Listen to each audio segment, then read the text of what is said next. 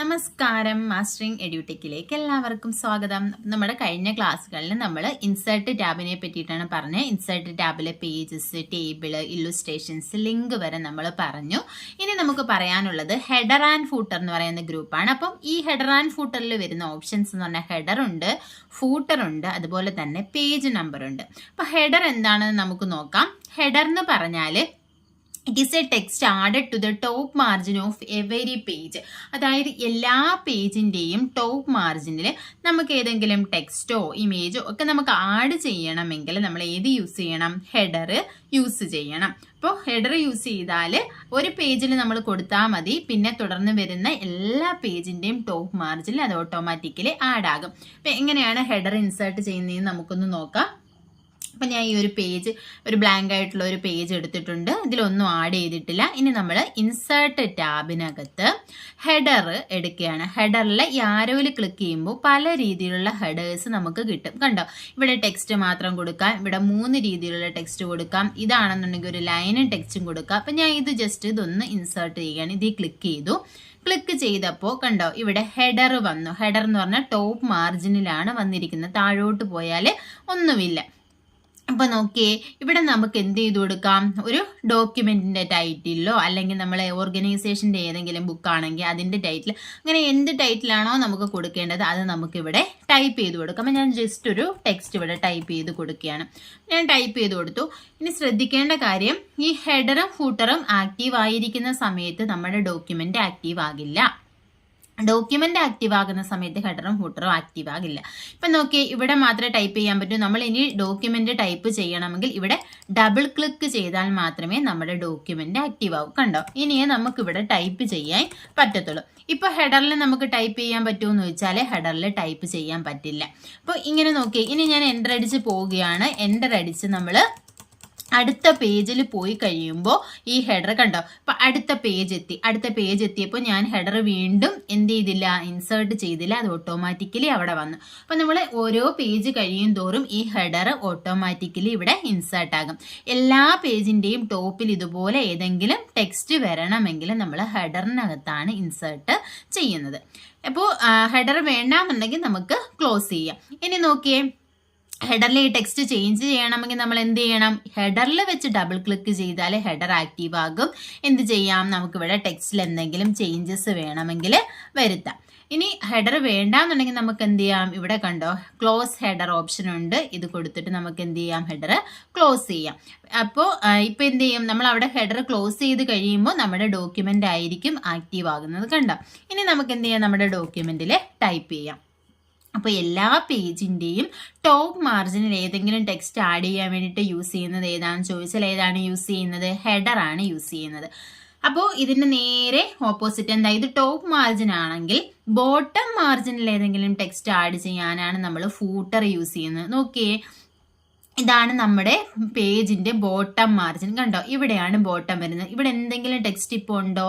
ഇല്ല. അപ്പം നമുക്ക് എന്തെങ്കിലും ആഡ് ചെയ്യണമെങ്കിൽ ഫൂട്ടർ. അതുപോലെ തന്നെ ഫൂട്ടറിൽ നമുക്ക് പേജ് നമ്പർ ഒക്കെ ആഡ് ചെയ്യാം. അപ്പം എങ്ങനെയാണ് ഫൂട്ടർ ഇൻസേർട്ട് ചെയ്യുന്നതെന്ന് നോക്കാം. നോക്കിയേ, ഇവിടെ ഫൂട്ടറിൽ കണ്ടോ, ഇവിടെ ഉണ്ട് ഈ ആരോയിൽ, ഡൗൺവേർഡ് ഫേസിങ് ആരോയിൽ ക്ലിക്ക് ചെയ്ത് കഴിഞ്ഞാൽ ഇവിടെ കുറേ ഓപ്ഷൻസ് വരും. അപ്പോൾ ഇതിലേതെങ്കിലും ഒന്ന്, ഞാനിപ്പോൾ ഒരു പേജ് നമ്പർ ഉള്ള ഒരു ഇതാണ് ക്ലിക്ക് ചെയ്യുന്നത്. അത് കാണാൻ പറ്റുന്നില്ലെന്ന് തോന്നുന്നു. ഒരു മിനിറ്റ്. ഇൻസേർട്ടിൽ നമ്മൾ ഫൂട്ടറിൽ ക്ലിക്ക് ചെയ്യുമ്പോൾ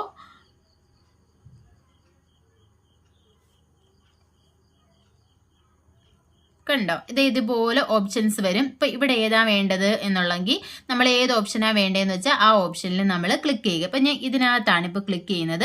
ക്ലിക്ക് ചെയ്ത് കഴിഞ്ഞപ്പോൾ എന്ത് ചെയ്തു? നമ്മുടെ ഹെഡർ, ഫൂട്ടർ ഇവിടെ ഇൻസേർട്ടായി. കണ്ടോ, ഇതാണ് നമ്മുടെ ഫൂട്ടർ എന്ന് പറയുന്നത്. അപ്പൊ ഈ ഫൂട്ടറിൽ നമുക്ക് എന്ത് ടെക്സ്റ്റ് ആണോ വേണ്ടത്, ഇവിടെ നമുക്ക് പേജ് നമ്പർ വേണമെങ്കിൽ കൊടുക്കാം.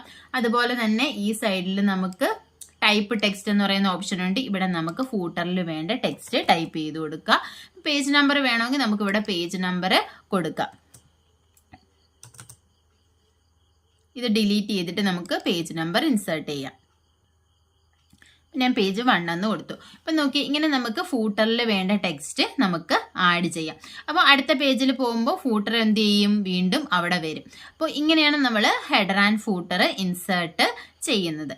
ഇനി ഹെഡർ ആക്റ്റീവ് ആയിരിക്കുന്ന സമയത്ത് ഡോക്യുമെന്റ് ആക്റ്റീവ് ആയിരിക്കത്തില്ല. അപ്പോൾ ഇങ്ങനെ നമുക്ക് ഹെഡറും ഫൂട്ടറും ഇൻസേർട്ട് ചെയ്യാം. ഇനിയുള്ള ഓപ്ഷൻ എന്ന് പറഞ്ഞാൽ ഇൻസേർട്ട് ടാബിനകത്ത് പേജ് നമ്പർ ആണുള്ളത്. പേജ് നമ്പർ എങ്ങനെയാണെന്ന് ചോദിച്ചാൽ കണ്ടോ, ടോപ്പ് ഓഫ് ദ പേജ്, ടോപ്പിൽ വേണമെങ്കിൽ നമുക്ക് എന്ത് ചെയ്യാം, പേജ് നമ്പർ ആഡ് ചെയ്യാം. അതുപോലെ തന്നെ ബോട്ടം ഓഫ് പേജ്, താഴെ വേണമെങ്കിൽ ആഡ് ചെയ്യാം. പേജ് മാർജിൻ, മാർജിനിൽ വേണമെങ്കിൽ നമുക്ക് ആഡ് ചെയ്യാം. കറണ്ട് പൊസിഷൻ, അതായത് കറണ്ട് പൊസിഷൻ നമുക്ക് കഴ്സർ ഇരിക്കുന്ന പൊസിഷൻ, അവിടെ വേണമെങ്കിൽ നമുക്ക് എന്ത് ചെയ്യാം, പേജ് നമ്പേഴ്സ് ആഡ് ചെയ്യാം. അതുപോലെ തന്നെ പേജ് നമ്പർ ഫോർമാറ്റ് ചെയ്യാം, റിമൂവ് പേജ് നമ്പർ റിമൂവ് ചെയ്യാം. ഇപ്പം നമുക്ക് പേജ് മാർജിനിൽ എങ്ങനെയാണ് ഇൻസേർട്ട് ചെയ്യുന്നതെന്ന് നോക്കാം. ഇപ്പം പേജ് മാർജിൻ ഓപ്ഷനാണ് ഞാൻ കൊടുത്തിരിക്കുന്നത്. ഇവിടെ കുറേ ഓപ്ഷൻസ് ഉണ്ട്. അതിലൊരെണ്ണം നമ്മൾ സെലക്ട് ചെയ്ത് നമ്മൾ എവിടെയാണ് സെലക്ട് ചെയ്തത്, ലെഫ്റ്റ് സൈഡിലാണ് സെലക്ട് ചെയ്തത്. അപ്പം നമ്മുടെ പേജ് നമ്പർ എങ്ങനെ ആഡ് ചെയ്യും, കണ്ടോ ഇതുപോലെ വരും. ഇവിടെ നമ്മൾ എന്ത് ചെയ്യുക, പേജ് നമ്പർ കൊടുക്കുക. ഇവിടെ പേജ് നമ്പർ കൊടുത്തു കഴിയുമ്പോൾ ഓട്ടോമാറ്റിക്കലി എല്ലാ പേജിലും എന്ത് ചെയ്യും, ഈ ലെഫ്റ്റ് മാർജിനിൽ പേജ് നമ്പർ ഇൻസേർട്ട് ആകും. അപ്പോൾ ഇങ്ങനെ 3 ഓപ്ഷൻസ് ആണ് ഇതിനകത്തുള്ളത്. ഏതൊക്കെയാണ് വരുന്നത്, ഇൻസേർട്ട് ടാബിനകത്ത് ഏതാണ് വരുന്നത്, ഹെഡർ ആൻഡ് ഫൂട്ടർ എന്ന് പറയുന്ന ഓപ്ഷൻ. ഹെഡർ ആൻഡ് ഫൂട്ടർ ഗ്രൂപ്പിനകത്ത് ഹെഡർ ഉണ്ട്, ഫൂട്ടർ ഉണ്ട്, പേജ് നമ്പർ ഉണ്ട്. അപ്പം ഇത് 3 എന്തിനാണെന്ന് നമുക്ക് നോക്കാം. നമ്മൾ നേരത്തെ പറഞ്ഞതാണ്. ഏതാണ് ഹെഡർ എന്ന് പറഞ്ഞാൽ എന്ത് ചെയ്യാൻ വേണ്ടിയിട്ടാണ് യൂസ് ചെയ്യുന്നത്, it is a text added to the top margin of every page, എല്ലാ പേജിലും ടോപ്പ് മാർജിനിൽ വരാൻ വേണ്ടി. ഫൂട്ടർ ആണെങ്കിൽ it is a text added to the bottom margin of every page, എല്ലാ പേജിന്റെയും ബോട്ടം മാർജിനിൽ വരാനാണ് ഫൂട്ടർ യൂസ് ചെയ്യുന്നത്. പേജ് നമ്പർ എന്ന് പറഞ്ഞാൽ insert page number into document, നമ്മുടെ ഡോക്യുമെന്റിൽ പേജ് നമ്പർ ഇൻസേർട്ട് ചെയ്യാൻ ഇത് വരുന്ന ഓപ്ഷൻസ് എന്ന് പറഞ്ഞാൽ ടോപ്പ് ഓഫ് ദ പേജ് ഉണ്ട്, ബോട്ടം ഓഫ് പേജ് ഉണ്ട്, പേജ് മാർജിൻ ഉണ്ട്, അതുപോലെ തന്നെ കറണ്ട് പൊസിഷൻ ഉണ്ട്. ഇനി അടുത്ത് നോക്കിയേ, അടുത്തെന്ന് പറയുന്നത് നമ്മുടെ ഇൻസേർട്ട് ടാബിനകത്ത് വരുന്ന അടുത്ത ഗ്രൂപ്പാണ് ടെക്സ്റ്റ് എന്ന് പറയുന്ന ഒരു ഗ്രൂപ്പാണ് വരുന്നത്. ഇതിനകത്തുള്ള ഓപ്ഷൻസ് ഏതൊക്കെയാണെന്ന് നോക്കാം. ഒന്നാമത്തേന്ന് പറഞ്ഞാൽ ടെക്സ്റ്റ് ബോക്സ് ആണ്.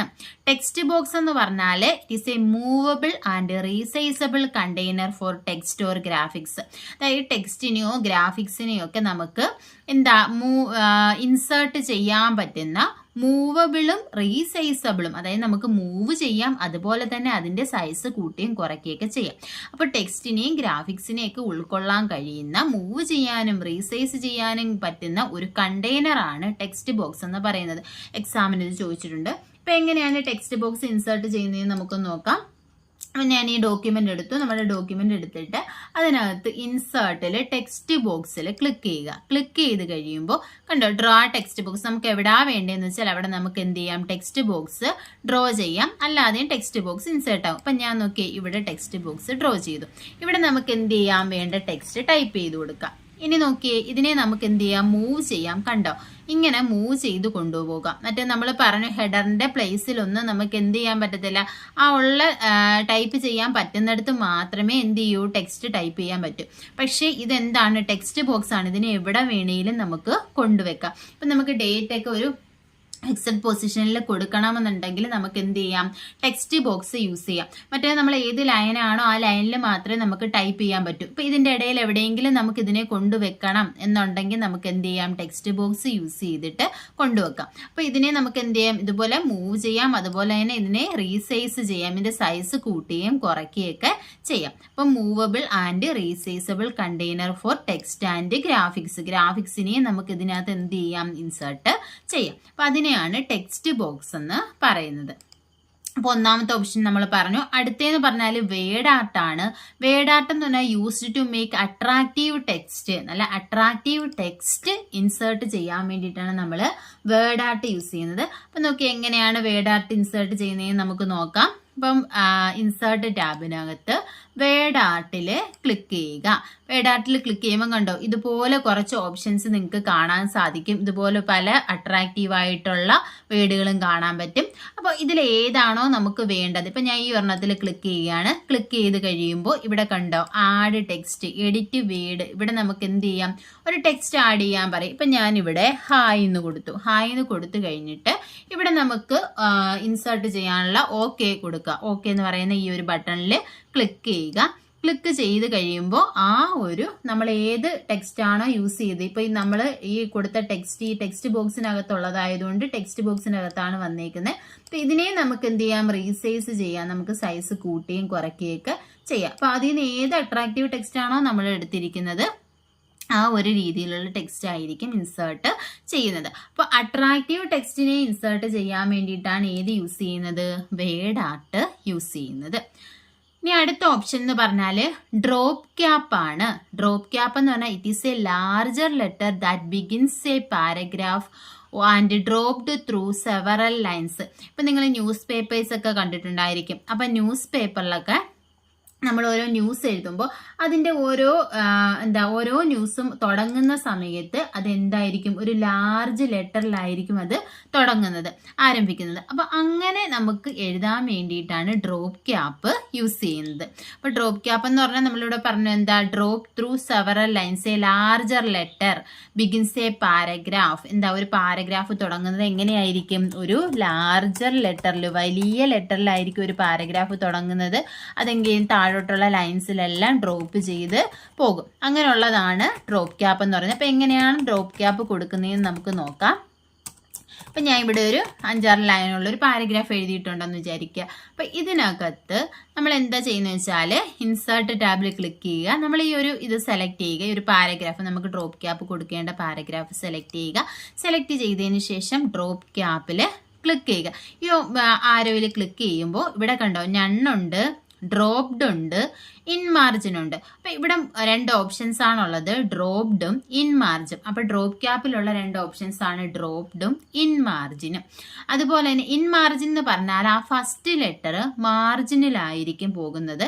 അതിന് ശേഷമായിരിക്കും ഇൻ മാർജിൻ. ഞാൻ ക്ലിക്ക് ചെയ്ത് കാണിക്കാം. കണ്ടോ, ഇവിടെ നമ്മുടെ ഫസ്റ്റ് ലാർജർ ലെറ്റർ എന്ന് പറയുന്നത് മാർജിനിലായിരിക്കും. ബാക്കിയെല്ലാം ഇതിന് താഴോട്ട് ഈ ഒരു ലൈനിലായിരിക്കും സ്റ്റാർട്ട് ചെയ്യുന്നത്, അല്ലെങ്കിൽ ഈ ഒരു മാർജിനിൽ നിന്നായിരിക്കും തുടങ്ങുന്നത്. ഇനി നമ്മൾ ഈ ഡ്രോപ്പ് ക്യാപ്പിൽ ഇൻ മാർജിൻ മാറ്റിയിട്ട് ഡ്രോപ്ഡ് കൊടുക്കുവാണെന്നുണ്ടെങ്കിൽ എന്തായിരിക്കും? നമ്മുടെ മാർജിനകത്ത് തന്നെ എന്ത് ചെയ്യും? ആദ്യത്തെ ലെറ്റർ ലാർജ് സൈസിൽ വരും. അതിനെ തുടർന്നുള്ള ലൈൻസ് അതിനുശേഷം വരും. ഈ ഒരു ലാർജ് ലെറ്ററിന് ശേഷം വരുന്ന ലൈൻസ് ഇതിൻ്റെ തൊട്ട് താഴെ ആ മാർജിനിൽ നിന്ന് തന്നെ ആയിരിക്കും തുടങ്ങുന്നത്. അപ്പം ഇങ്ങനെ വരുന്നതിനെ ഡ്രോപ്ഡ് എന്നും മറ്റേ മാർജിനിൽ ഫസ്റ്റ് ലെറ്റർ പോകുന്നതിനെ ഇൻ മാർജിൻ എന്നുമാണ് പറയുന്നത്. ഇനി നമുക്ക് ഇത്ര ലൈൻസ്, അതായത് എത്ര ലൈൻസിന് ശേഷം ഡ്രോപ്പ് ചെയ്യണം എന്നുള്ളതൊക്കെ നമുക്ക് സെറ്റിങ്സിൽ മാറ്റി കൊടുക്കാൻ സാധിക്കും. അതായത് ഇവിടെ എത്ര ലൈൻസ് വരണം, അതായത് ഈ ഒരു ലെറ്ററിന് നേരെ ഇവിടെ 3 ലൈൻ വരണോ, 4 ലൈൻ വരണോ, 5 ലൈൻ വരണോ, 2 ലൈൻ വരണോ എന്നുള്ള ഓപ്ഷൻസ് നമുക്ക് കൊടുക്കാനുള്ള ഓപ്ഷനും ഇതിനകത്ത് ഉണ്ട്. ഇനി കണ്ടോ, ഇത് കണ്ടോ, ഡ്രോപ്പ് ക്യാപ്പ് ഓപ്ഷൻസ് ഇതിനകത്ത് നമുക്കിവിടെ കൊടുക്കാൻ സാധിക്കും. കണ്ടോ, ലൈൻസ് ടു ഡ്രോപ്പ്, എത്ര ലൈൻസ് ഡ്രോപ്പ് ചെയ്യണം? ഇവിടെ 3 കൊടുത്തിരിക്കുന്നത് ലൈൻസ് ടു ഡ്രോപ്പ്. അതുകൊണ്ടാണ് ഇവിടെ എത്ര വന്നത്? 3 വന്നത്. ഇനി നമ്മൾ ഇവിടെ 4 കൊടുക്കുകയാണെന്നുണ്ടെങ്കിൽ ഡ്രോപ്പ് ചെയ്യുന്നത് എത്ര ലൈൻസ് ആയിരിക്കും? 4 ലൈൻസ് ആയിരിക്കും ഇവിടെ ഡ്രോപ്പ് ചെയ്യുന്നത്. ബാക്കിയുള്ളതായിരിക്കും താഴെ വരുന്നത്. ഇതുപോലെ നമുക്കിവിടെ ഡ്രോപ്പ് ക്യാപ്പ് ഓപ്ഷൻസ് കൊടുക്കാനുള്ള ഓപ്ഷനും ഉണ്ട്. അപ്പോൾ ഡ്രോപ്പ് ക്യാപ്പിൽ വരുന്ന മെയിൻ ആയിട്ടുള്ളത് 3 ഓപ്ഷനായിട്ട് ഞണ്ണെന്ന് വെച്ചാൽ നോർമൽ ആയിട്ടുള്ളത്. പിന്നെ അടുത്തതെന്ന് പറഞ്ഞാൽ ഡ്രോപ്ഡും ഉണ്ട്, ഇൻ മാർജിനും ഉണ്ട്. മെയിനായിട്ട് 2 പഠിക്കേണ്ടത് ഡ്രോപ്ഡും ഇൻ മാർജിനുമാണ് 2 ഓപ്ഷൻസ് ഡ്രോപ്പ് ക്യാപ്പിൽ വരുന്നതെന്നാണ്. ഇനി അടുത്ത് നമുക്ക് നോക്കാം. അടുത്തതെന്ന് പറഞ്ഞാൽ സിഗ്നേച്ചർ ലൈൻ ആണ്. Insert a signature line that specifies an individual must sign.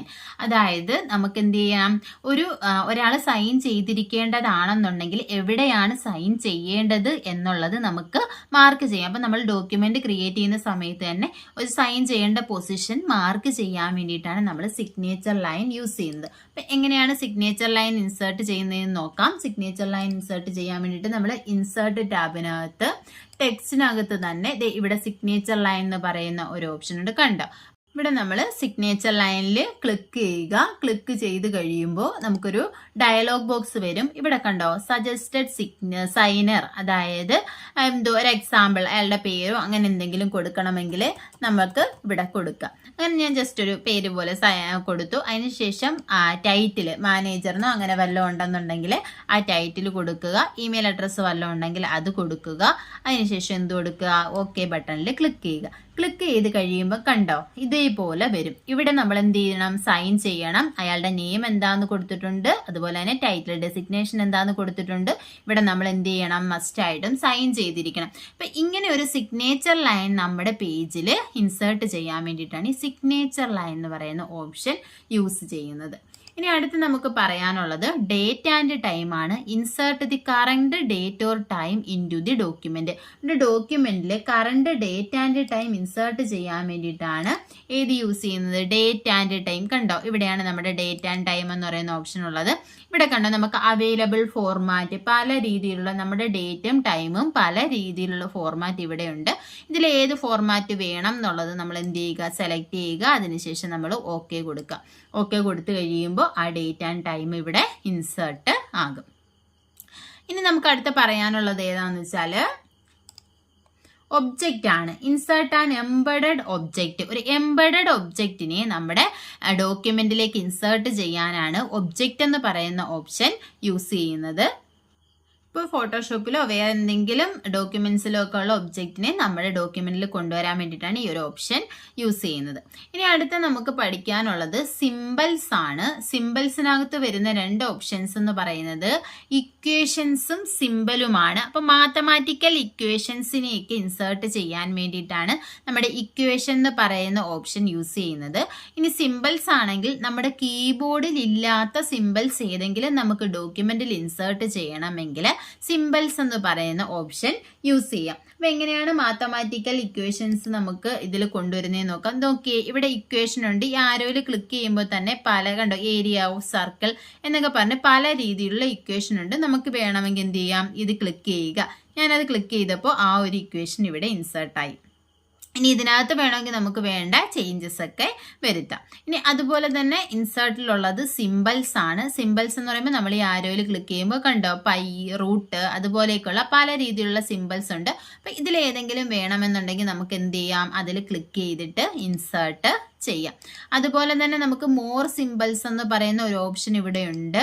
കാണിച്ചു തരാം. കണ്ടോ, ഇതുപോലെ മോർ സിംബൽസ് ഉണ്ട്. അപ്പോൾ ഇതിനകത്ത് നമുക്ക് ഇഷ്ടമുള്ള സിംബൽസ് ഇതുപോലെ സെലക്ട് ചെയ്യുക, ഇൻസേർട്ട് ചെയ്യുക. ഇൻസേർട്ടിൽ ക്ലിക്ക് ചെയ്യുക. അതുപോലെ നമുക്ക് ഏതൊക്കെ വേണോ എല്ലാം നമുക്ക് എന്ത് ചെയ്യാം? ക്ലിക്ക് ചെയ്ത് ഇൻസേർട്ട് ചെയ്യാം. ഇവിടെ ക്ലിക്ക് ചെയ്യുക, ഇൻസേർട്ട് ചെയ്യുക. അടുത്തത് സെലക്ട് ചെയ്യുക, ഇൻസേർട്ട് ചെയ്യുക. ഇങ്ങനെ എത്രത്തോളം വേണോ അതെല്ലാം സെലക്ട് ചെയ്ത് ഇൻസേർട്ട് ചെയ്തതിന് ശേഷം ഇത് എന്ത് ചെയ്യുക? ക്ലോസ് ചെയ്യുക. അപ്പോൾ കണ്ടോ, നമ്മൾ ഇവിടെ എന്ത് കൊടുത്തിട്ടുള്ള എല്ലാം ഇവിടെ ഈ ഒരു ഇക്വേഷനിൽ ഇൻസേർട്ട് ആയിട്ടുണ്ട്. അപ്പോൾ ഇത്രയുമാണ് ഇൻസേർട്ട് ടാബിനകത്ത് വരുന്നത്. അപ്പോൾ ഒന്നും കൂടെ പറയാം, ഇൻസേർട്ട് ടാബിനകത്ത് ഏതൊക്കെയാണ് വരുന്നതെന്ന്. മെയിനായിട്ടും ഇൻസേർട്ട് ടാബിനകത്തുള്ളത് പേജസ് ആണ്. അടുത്തത് ടേബിൾ ആണ്. ടേബിൾസ് ക്രിയേറ്റ് ചെയ്യാൻ വേണ്ടി ടേബിൾസിന്റെ ഷോർട്ട് കട്ട് കീസ് നമ്മൾ പറഞ്ഞു ക്ലാസ്സിൽ. എല്ലാവരും അത് പഠിച്ചു തന്നെ വെക്കുക. ഒരുപാട് തവണ ചോദിച്ചിട്ടുണ്ട്. പിന്നെ ഇല്ലുസ്ട്രേഷൻസിൽ വരുന്നത് പിക്ചർ ഉണ്ട്, ക്ലിപ്പ് ആർട്ട് ഉണ്ട്, ഷേപ്സ് ഉണ്ട്, സ്മാർട്ട് ആർട്ട് ഉണ്ട്, ചാർട്ട് ഉണ്ട്. പിന്നെ വരുന്ന ലിങ്ക് ആണ്. ലിങ്കിനകത്ത് വന്നത് hyperlink, bookmark, cross reference, ഇത് 3ഉമാണ്. പിന്നെ നമ്മൾ ഇന്ന് പറഞ്ഞ ഹെഡർ ആൻഡ് ഫൂട്ടറിൽ ഹെഡർ, ഫൂട്ടർ, പേജ് നമ്പർ, ടെക്സ്റ്റിനകത്ത് text box, word art, drop cap, signature line, date and time, object. സിംബൽസിനകത്താണ് ഇക്വേഷൻസും സിംബലും വരുന്നത്. അപ്പോൾ ഓരോ ഗ്രൂപ്പിലും എന്തൊക്കെയാണ് ഉള്ളതെന്നും വ്യക്തമായിട്ട് പഠിച്ചു വെക്കണം. അപ്പോൾ ക്ലാസ്സുകൾ ഇഷ്ടപ്പെടുകയാണെന്നുണ്ടെങ്കിൽ ലൈക്ക് ചെയ്യുക, ഷെയർ ചെയ്യുക, സബ്സ്ക്രൈബ് ചെയ്യുക. അതുപോലെ തന്നെ PDF നോട്ട്സും ക്വിസും ഒക്കെ ആവശ്യമുള്ളവർ നമ്മുടെ ടെലഗ്രാം ചാനലായ മാസ്റ്ററിംഗ് എഡ്യൂടെക്കിൽ ജോയിൻ ചെയ്യുക. ലിങ്ക് ചാനൽ ഡിസ്ക്രിപ്ഷനിലും അതുപോലെ തന്നെ ഈ വീഡിയോയുടെ ഡിസ്ക്രിപ്ഷനിലും കാണുന്നതായിരിക്കും. താങ്ക്